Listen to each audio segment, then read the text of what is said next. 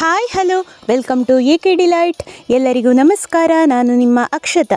ಇವತ್ತು ನಾನು ರುಚಿಕರವಾದಂತಹ ಕಲ್ಲಂಗಡಿ ಹಣ್ಣಿನ ಮಿಲ್ಕ್ ಶೇಕ್ ರೆಸಿಪಿಯನ್ನು ನಿಮ್ಮ ಮುಂದೆ ತಂದಿದ್ದೇನೆ. ಬನ್ನಿ ಹಾಗಿದ್ರೆ ರುಚಿಕರವಾದಂತಹ ಈ ಮಿಲ್ಕ್ ಶೇಕನ್ನು ಯಾವ ರೀತಿ ಮಾಡೋದು ಅಂತ ನೋಡುವ. ಅದಕ್ಕೂ ಮೊದಲು ಯಾರೆಲ್ಲ ನಮ್ಮ ಚಾನೆಲ್ಗೆ ಸಬ್ಸ್ಕ್ರೈಬ್ ಮಾಡಲಿಲ್ಲವೋ ಸಬ್ಸ್ಕ್ರೈಬ್ ಮಾಡಿ, ಹಾಗೆ ವಿಡಿಯೋನ ಫುಲ್ ನೋಡಿ ಸಪೋರ್ಟ್ ಮಾಡಿ. ಈಗೆಲ್ಲ ತುಂಬ ಸೆಖೆ ಬಿಸಿಲು, ಹಾಗಾಗಿ milk shake, juice, ice creams ಎಲ್ಲ ಮಕ್ಕಳೆಲ್ಲ ತುಂಬ ಇಷ್ಟಪಟ್ಟು ಕುಡಿತಾರೆ. ಈ ಬೇಸಿಗೆ ರಜದಲ್ಲಿ ಈ ರೀತಿ ತಂಪಾದಂತಹ ಒಂದು ಮಿಲ್ಕ್ ಶೇಕನ್ನು ಖಂಡಿತ ಎಲ್ಲರೂ ಟ್ರೈ ಮಾಡಲೇಬೇಕು. ಬನ್ನಿ ಹಾಗಿದ್ರೆ ಈ ಮಿಲ್ಕ್ ಶೇಕನ್ನು ಮಾಡುವ.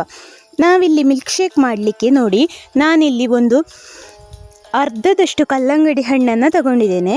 ನೋಡಿ, ಸಾಧಾರಣವಾಗಿ ಈ ಕಪ್ಪಲ್ಲಿ 2 ಕಪ್ ಕಲ್ಲಂಗಡಿ ಹಣ್ಣಿನ ಪೀಸುಗಳಿವೆ. ಬೀಜ ಎಲ್ಲ ತೆಗೆದು ಕ್ಲೀನ್ ಮಾಡಿಟ್ಟಂತಹ ಕಲ್ಲಂಗಡಿ ಹಣ್ಣಿದು.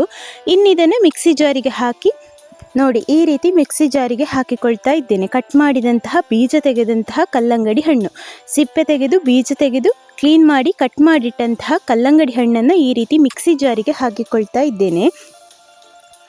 ಇನ್ನಿದಕ್ಕೆ ನಾನು ಒಂದು 4 ಖರ್ಜೂರವನ್ನು 1 ಗಂಟೆ ಮೊದಲು ಬೀಜ ತೆಗೆದು ನೆನೆ ಹಾಕಿ ಇಟ್ಟುಕೊಂಡಿದ್ದೇನೆ. ಚೆನ್ನಾಗಿ ತೊಳೆದು ಈ ರೀತಿ ಸ್ವಲ್ಪ ನೀರಿನಲ್ಲಿ ನೆನೆ ಹಾಕಿ ಇಟ್ಟುಕೊಳ್ಳಿ. ಇನ್ನಿದನ್ನು ಅದೇ ಮಿಕ್ಸಿ ಜಾರಿಗೆ ಹಾಕಿಕೊಳ್ತಾ ಇದ್ದೇನೆ.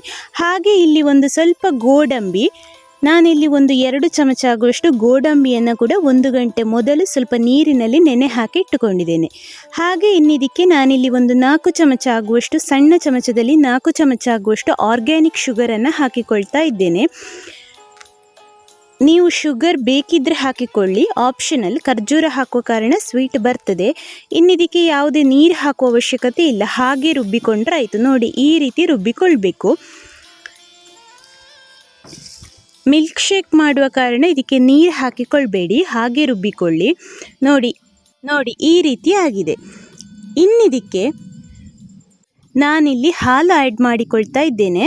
ಇದು ಹಸುವಿನ ಹಾಲು. ನಾನಿಲ್ಲಿ ನೋಡಿ 1 ಕಪ್ ಆಗುವಷ್ಟು ಹಸುವಿನ ಹಾಲನ್ನು ಆ್ಯಡ್ ಮಾಡಿಕೊಂಡಿದ್ದೇನೆ. ಹಸುವಿನ ಹಾಲು ಹಾಕಿದ ಮೇಲೆ ಇದಕ್ಕೆ ನಾನಿಲ್ಲಿ ಪುನಃ ಕಲ್ಲಂಗಡಿ ಹಣ್ಣಿನ ಐಸ್ ಕ್ರೀಮನ್ನು ಆ್ಯಡ್ ಮಾಡಿಕೊಳ್ತಾ ಇದ್ದೇನೆ. ಐಸ್ ಕ್ರೀಮ್ ಆಪ್ಷನಲ್, ಬೇಕಿದ್ದರೆ ಹಾಕಿಕೊಳ್ಳಿ, ತುಂಬ ರುಚಿಯಾಗಿರ್ತದೆ. ಅಥವಾ ಬೇರೆ ಫ್ಲೇವರ್ನ ಐಸ್ ಕ್ರೀಮ್ ಕೂಡ ಹಾಕಿಕೊಳ್ಬಹುದು. ಇನ್ನಿದನ್ನು ಒಂದ್ಸಲ ಚೆನ್ನಾಗಿ ರುಬ್ಬಿಕೊಳ್ಬೇಕು. ನೋಡಿ, ಈ ರೀತಿ ಆಗಬೇಕಿದು. ಇಷ್ಟು ರುಬ್ಬಿಕೊಂಡ ಮೇಲೆ ನೀವಿದನ್ನು ಬೇಕಿದ್ದರೆ ಸ್ವಲ್ಪ ಐಸ್ ಕ್ಯೂಬ್ ಹಾಕಿ ಮೇಲಿನಿಂದ ಐಸ್ ಕ್ರೀಮ್ ಹಾಕಿ ಸರ್ವ್ ಮಾಡ್ಬೋದು.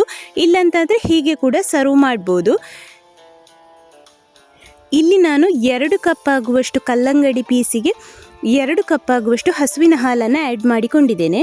ಹಾಗೆ ಸಿಹಿ ನಿಮಗೆ ಬೇಕಾದಷ್ಟು ಹಾಕಿಕೊಂಡ್ರೆ ಆಯಿತು.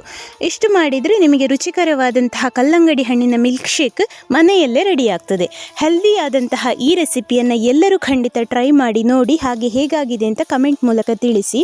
ಹಾಗಿದ್ದರೆ ಒಂದು ಲೈಕ್ ಕೊಟ್ಟು ಶೇರ್ ಮಾಡಿ, ಸಬ್ಸ್ಕ್ರೈಬ್ ಮಾಡಿ, ಹಾಗೆ ಬೆಲ್ ಐಕಾನನ್ನು ಪ್ರೆಸ್ ಮಾಡಿ. ಮುಂದಿನ ವಿಡಿಯೋದೊಂದಿಗೆ ಸಿಗೋಣ. Thank you.